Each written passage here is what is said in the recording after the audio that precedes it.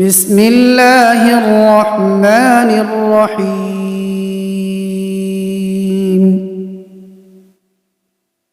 ألم تر كيف فعل ربك بأصحاب الفيل؟ ألم يجعل كيدهم في تضليل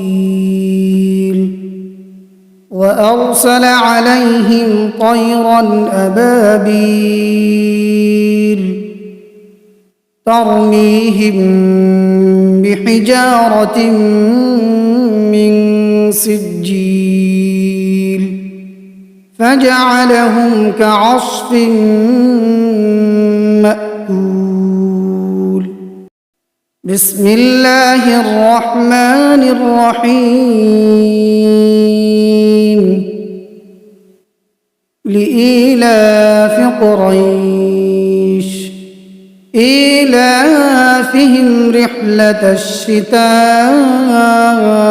والصيف فليعبدوا رب هذا البيت